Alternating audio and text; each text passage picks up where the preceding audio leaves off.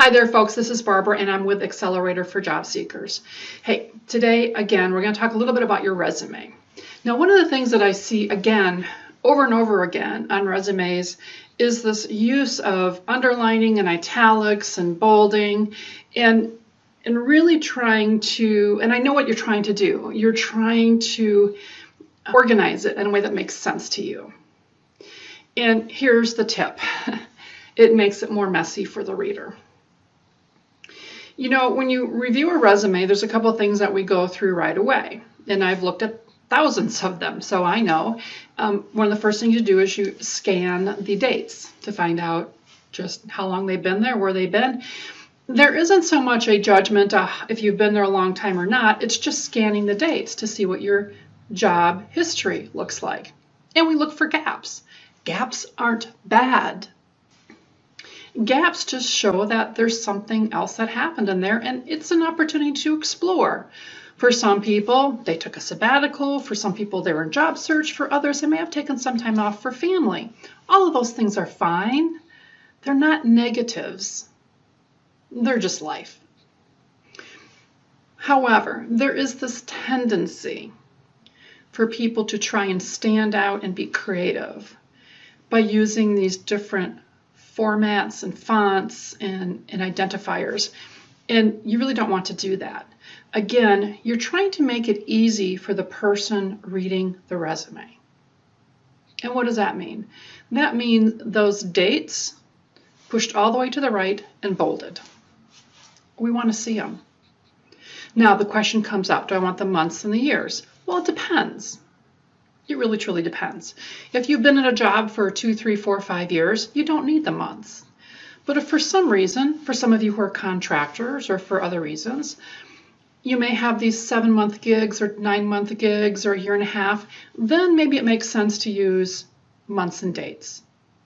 05, 2019 to 06, 2020. Otherwise, it's fine just to use 2018 to 2020. Those are fine. But again, you want to keep them simple and easy to find. I often find that people put those in italics and parentheses and move them over either to the job title or to the company name, and it's hidden. And again, it's one of those things that we really want to see when you're looking at resumes. The next thing that we really want to see is your job titles. We want to take a look at those job titles, and the question we ask ourselves as far as the recruiters or hiring managers, have they had positions that reflect work capabilities and work skills that are what we're looking for, right? So when you think about someone look at a resume, we look at those dates, and then we look at the job titles. The two things you want bolded. Your dates and your job titles. Those are the things that we pay attention to. Every time you put in italics or parentheses or underline, you're distracting those looking at your resume, and you don't want to do that. You are making it easy for the person to read it. Look, I know we all want to be individualized and really kind of stand out, and we all have ideas of what looks best. And the bottom line is, what you may think looks best may not be easier for the person who has to go through 50 resumes and take a scan. So make sure that you are not overusing these different italics and underlines and bolds, because all you do is you're distracting, and you don't want to distract. You want to attract to your resume, and you want to make it easy for the person to read. Thinking about even from how the brain works, right? So your brain starts at a point, and you're taking that person on a journey, and you're bringing them back to you.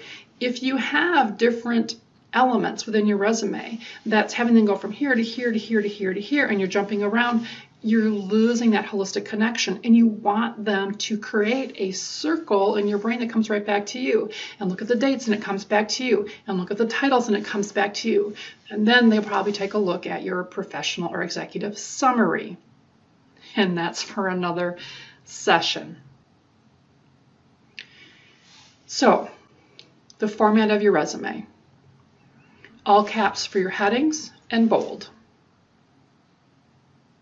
Bold for your job title, bold for your dates, push them way off to the side so that we can take a quick glance at them. And other than that, no underlines, no separate lines, no italics, no bolding in the middle of the content of your resume. You can bold your name, that's all fine. But keep it simple for the reader. They really appreciate it. They like it a lot. And that gives you one more positive step forward. All right, this is Barbara with the Accelerator for Job Seekers, and we'll see you next time.